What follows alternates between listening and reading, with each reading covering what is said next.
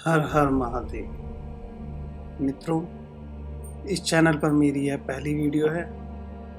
उम्मीद है कि आपको इससे लाभ प्राप्त होगा। आज की इस वीडियो में मैं आपको इस चैनल को बनाने का अपना उद्देश्य बताऊंगा। साथ ही बताऊंगा कि आपको यहाँ इस मंच से जुड़कर क्या लाभ प्राप्त हो सकता है। मेरा नाम शिवांश है। मेरा यह नाम मुझे मेरे परम पूज्य गुरुजी से प्राप्त हुआ। यहाँ आपको ज्योतिष से संबंधित, अध्यात्म से संबंधित और सांसारिक अनुभवों व घटनाओं से संबंधित जानकारी आपको प्राप्त होगी। कुछ लोग ज्योतिष को एक मिथ समझते हैं। जो लोग पूर्ण रूप से नास्तिक हैं, जो परमपिता परमेश्वर को निरर्थक कहते हैं, मेरा यह उद्देश्य रहेगा ऐसे अंशों को प्रभु शिव के साथ जोड़कर उन्हें भी शिवांश बनाने। नास्तिक होना कोई दोष नहीं। यह बस उसी तरह है जिस तरह सैकड़ों वर्षों पहले, जब तक मोबाइल का कोई आविष्कार नहीं हुआ था, उस समय किसी व्यक्ति से मोबाइल के बारे में बातें करते।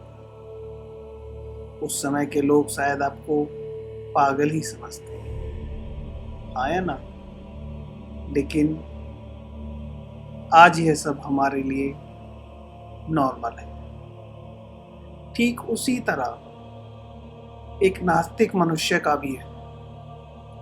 उसे जब तक किसी का बोध न हो, खुद से उसका कुछ अनुभव न हो, वह उस बात को नहीं स्वीकार करता।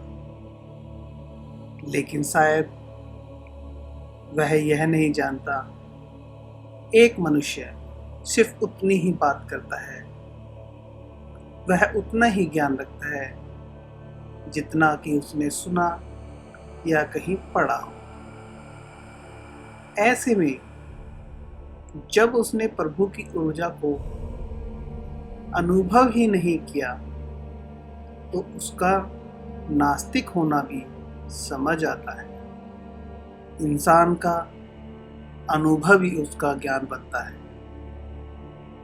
जिसका जैसा अनुभव उसका वैसा ज्ञान। यहाँ आपको ज्योतिष ज्ञान से लाभान्वित कराया जाएगा, क्योंकि यह हर मनुष्य के लिए उतना ही जरूरी है जितना कि और चीज। ज्योतिष ज्ञान के माध्यम से आप अपने जीवन को सरल बना सकते हैं। ज्योतिष ज्ञान को वेदों के चक्षु भी कहा गया है, क्योंकि इसके माध्यम से भविष्य के घर में झांका जा सकता है। वैसे तो हर मनुष्य का भविष्य उसके जन्म के समय ही तय हो जाता है, या यूं कहूं कि हम सबके प्रारब्ध कर्मों की वजह से हमारे जीवन का हर पल तय होता है। मनुष्य के जीवन का ऐसा कोई समय नहीं जिसका वो ज्योतिष से न हो सके। लेकिन मैं यह भी मानता हूं कि ज्योतिष शास्त्र ने पूर्ण से मनुष्य को संतुष्ट नहीं किया है, क्योंकि ज्योतिष शास्त्र मनुष्य के जन्म समय और गोचर यानी वर्तमान समय के अनुसार ही अपना निर्णय निकालता है। लेकिन यह थोड़ा गलत या थोड़ा फेरबदल भी हो सकता है। व्यक्ति के वर्तमान के पुण्य कर्म या किसी पुण्य ऊर्जा के आवा मंडल में आ जाने से भी उसके जीवन में थोड़ा परिवर्तन आ जाता है।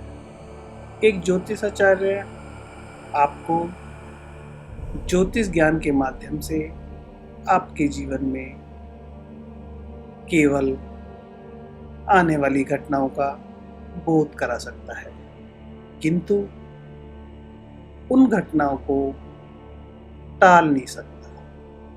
ऐसी परिस्थितियों में मैंने पाया है कि उपाय भी कुछ खास काम नहीं करते। ऐसी घटनाओं और परिस्थितियों से बचने के लिए मनुष्य की खुद की ऊर्जा ही उसके लिए कवच का काम करती है।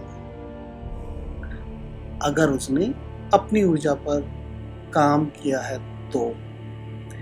एक बात और मैं आपको बता दूं कि मैं कोई ज्योतिषाचार्य नहीं, मैं तो बस एक साधारण सा प्रभु का दास हूँ और प्रभु की आज्ञानुसार, प्रभु कृपा से मुझे जो ज्ञान प्राप्त हुआ है उससे आप लोगों की सेवा करना चाहता हूँ।